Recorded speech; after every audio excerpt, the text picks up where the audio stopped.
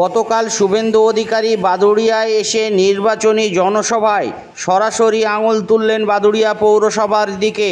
তৃণমূল নেতৃত্ব 9 কোটি টাকার উপর তছরূপ করেছে, এমনই অভিযোগ তার। ঠিক এই বিষয় নিয়ে আজ শনিবার বাদুড়িয়া পৌরসভার পৌরপ্রধান দীপঙ্কর ভট্টাচার্য সরাসরি জানালেন, শুভেন্দু অধিকারীর কাছে যদি এই ধরনের কোনো তথ্য প্রমাণ থেকে থাকে তাহলে উনি তথ্য প্রমাণ জনসমক্ষে নিয়ে আসুক পৌরসভা থেকে।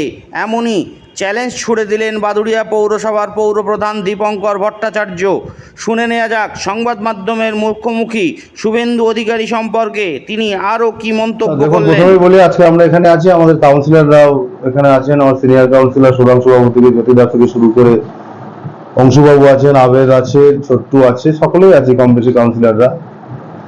ব্যাপারটা হচ্ছে বিজেপির ধরনের উস্কানিমূলক কথাবার্তা বা মিথ্যে কথা, এটা তো 2014 সাল থেকে বাংলার মানুষ শুনে আসছে, ভারতবর্ষের মানুষ শুনে আসছে।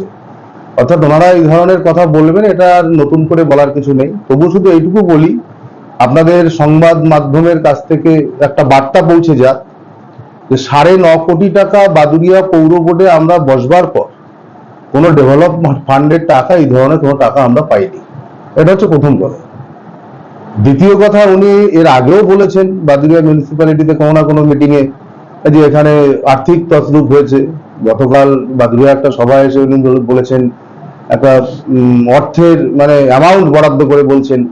কিন্তু আমাদের বক্তব্য বাদুড়িয়া মিউনিসিপ্যালিটির পক্ষ থেকে, আমরা যারা আছি, কাউন্সিলররা আছি, বোর্ড অফ কাউন্সিলের যারা আমরা সদস্য আছি, আমাদের বক্তব্য একটাই, যে ওনার কাছে যদি এই ধরনের কোনো সঠিক তথ্য প্রমাণ থেকে থাকে তাহলে উনি সেই তথ্য প্রমাণ প্রকাশ্যে নিয়ে আসুন, এবং প্রকাশ্যে এনে আমরা মিউনিসিপ্যালিটির পক্ষ থেকে আমরা চ্যালেঞ্জ করছি উনি সেটাকে তদন্ত করিয়ে যদি সত্যিকারের আর্থিক তছরূপের বিষয় উঠে আসে, তখন তার জন্য আইন আছে, প্রশাসন আছে, মিউনিসিপ্যালিটি ডিপার্টমেন্ট আছে। এই ধরনের মিথ্যা কথা বাদুড়িয়ার কোনো নেতৃত্ব ওনার কানে দিয়ে দিলেন আর উনি সেইটা একটা প্রকাশ্য জনসভায় বলে দিলেন, আমরা এটার তীব্র নিন্দা করছি। তাই ওনাকে বারবার ওনার উদ্দেশ্যে আমরা আপনাদের মাধ্যমে যে বার্তা দিতে চাই যে বাদুড়িয়া পৌরসভায় এই ধরনের কোনো তছরূপ হয়নি। ওনার কাছে যদি কোনো সঠিক তথ্য প্রমাণ থেকে থাকে, কোনো আইনি কাগজপত্র থেকে থাকে, উনি সেটা প্রকাশ্যে পেশ করুন।